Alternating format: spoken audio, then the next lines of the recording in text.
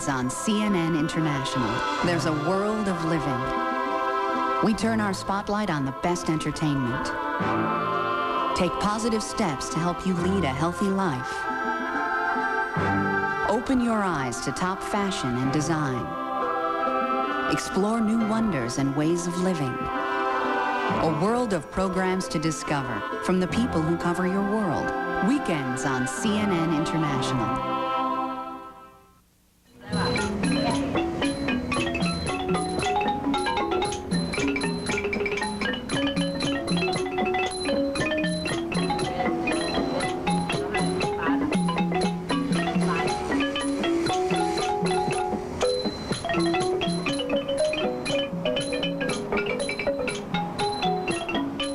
Sights and sounds of Thailand, one of 210 countries and territories where you can watch CNN International.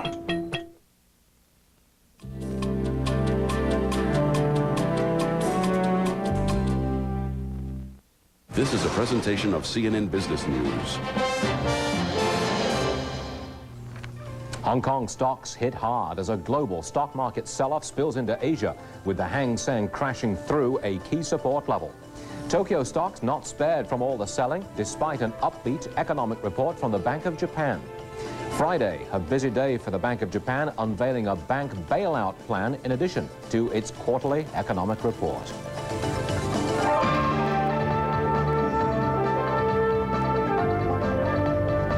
Live, this is Business Asia with Bill Hartley in New York.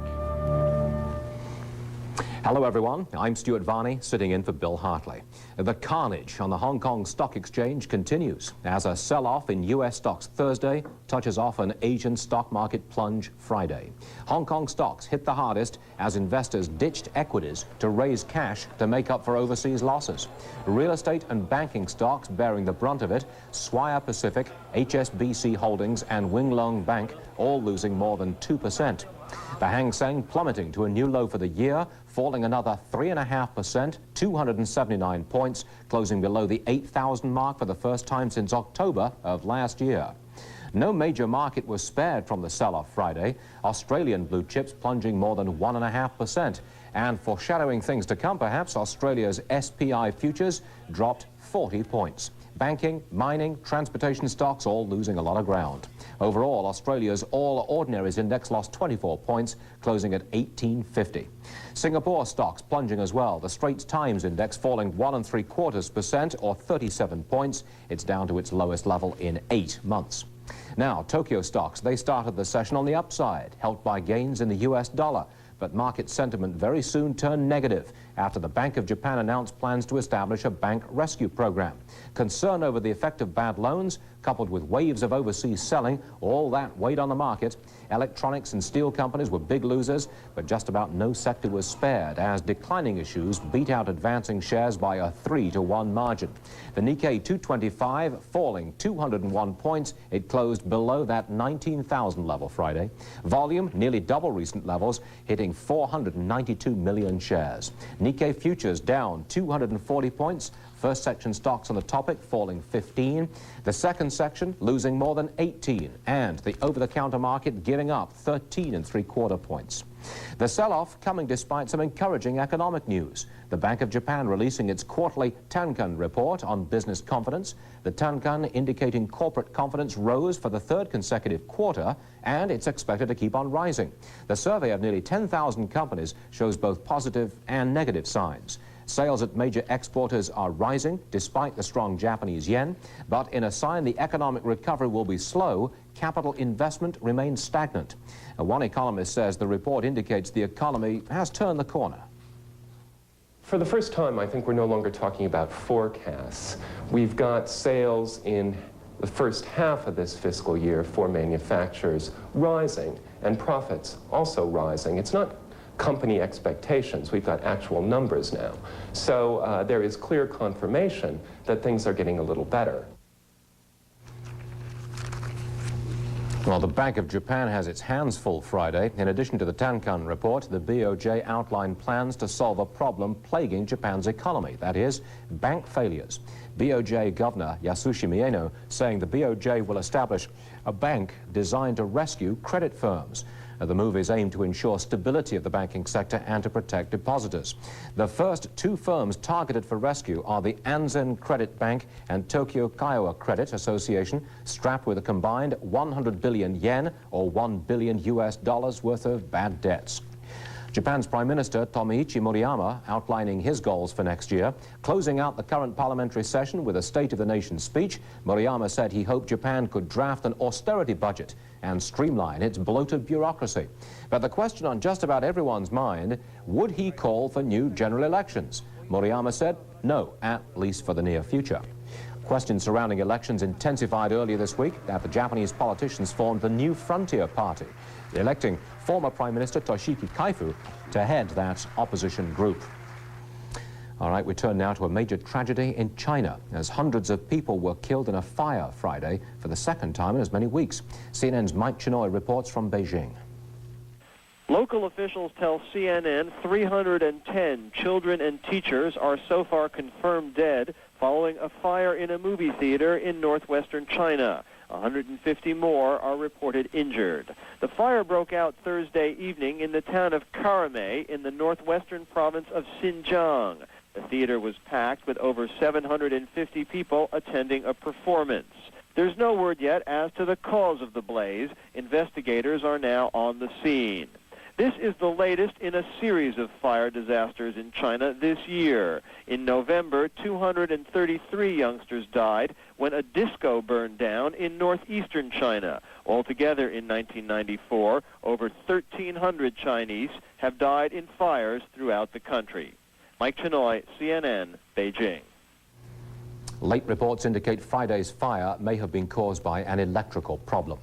Booming economic growth across Asia giving rise to a relatively new industry in the region, amusement parks. When Business Asia returns, we'll take a look at how these theme parks are making an Asian entry. I'll be joined by Mark Driscoll of Landmark Entertainment. Stay with us.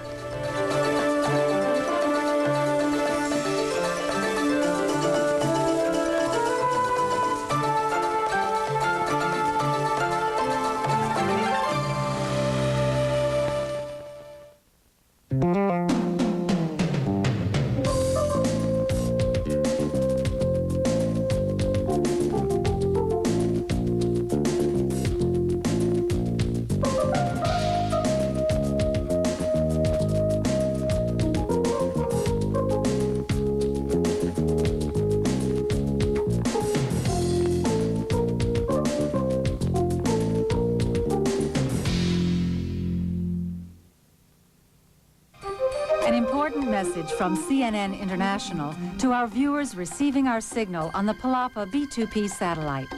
CNN will encrypt its signal on 15 December 1994.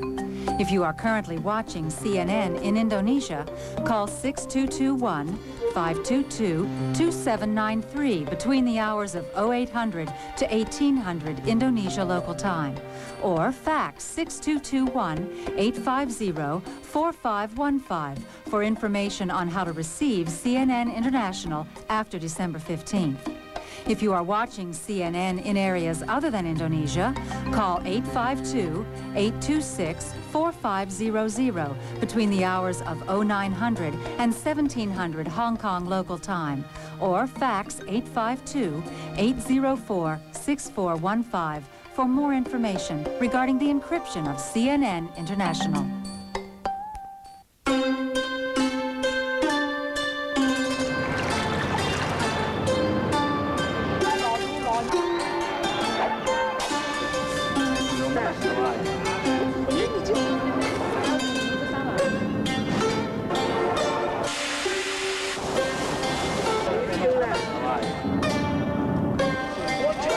Sights and sounds of Hong Kong, one of 210 countries and territories where you can watch CNN International.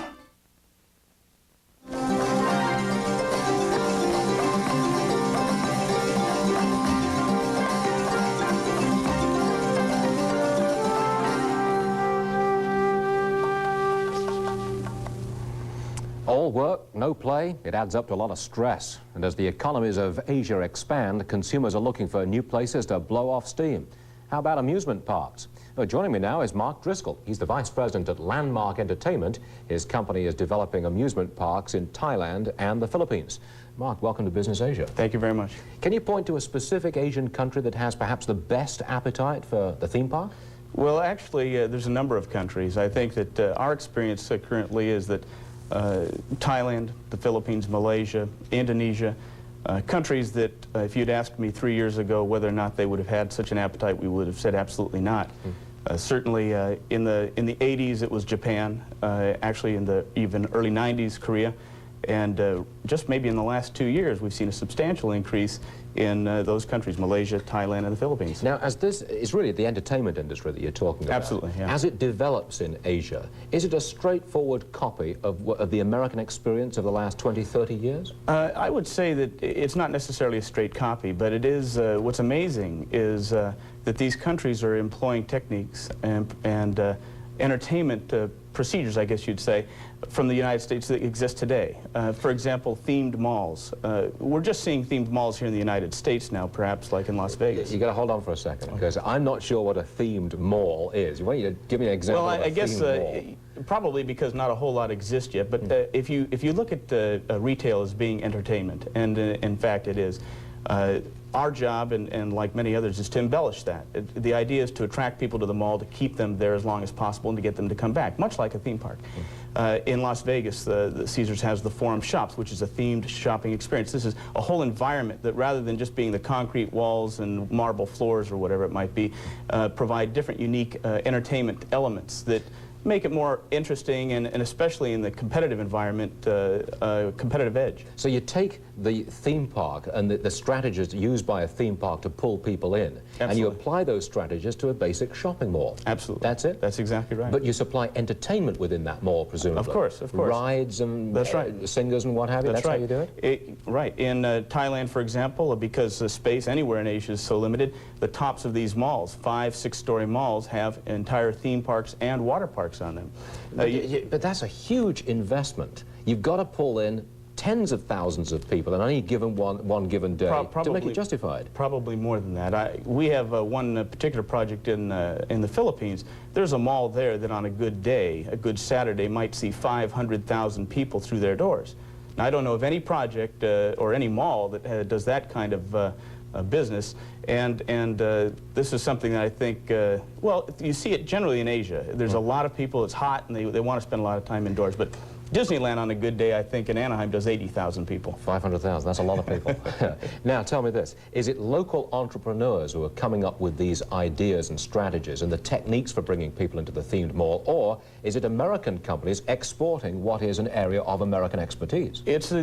Our experience is that it is American companies. Now, Landmark is an American company? Absolutely. Right. Yeah. And what we've really seen is, in the late 80s, again, we might have had 200 of our people on a particular project, a large theme park project, but times have changed. You know, the per capita earnings of these people in Thailand and the Philippines can't afford that kind of thing. So we've had to be very creative in the way that we now export this business by really sending experts over there to train their people. And in fact, it creates a whole new business there in the Philippines or in Thailand. Our clients there now have the capability of providing those services to others throughout Asia. And we try to look for joint ventures that way as well. Are you into India or China yet? The two countries with massive populations and lots of consumers. We've talked a lot about India, but I think China is probably the hot one, the hot button now. And we haven't really seen any substantial amounts of money being invested there yet for leisure and theme parks. Of course, golf courses, it's starting to happen, and we certainly sure that it's going to happen.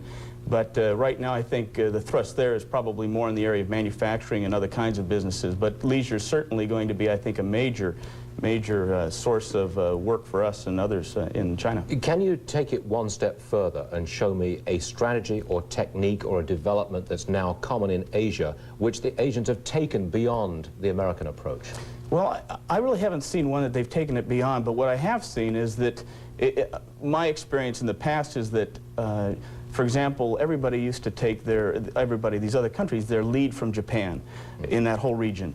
But now what we're seeing is these other countries, Thailand and the Philippines and Malaysia, are stepping forward and bypassing Japan and coming directly to where the expertise is, and they're learning from us. We're training them, they're learning from us, and together with their knowledge of their particular marketplace and our expertise and other American companies, we're able to help them achieve their goals. The last real fast question, if I may. When it comes to putting up the investment capital for these big projects that you're talking about, is it American money, Japanese money, or local money? It's all, to date, local money. Fair enough. Mark Driscoll from Landmark Entertainment, thanks for joining us today. It's been a pleasure. Thank you. Okay. Business Asia will continue after this look at weather from around the world.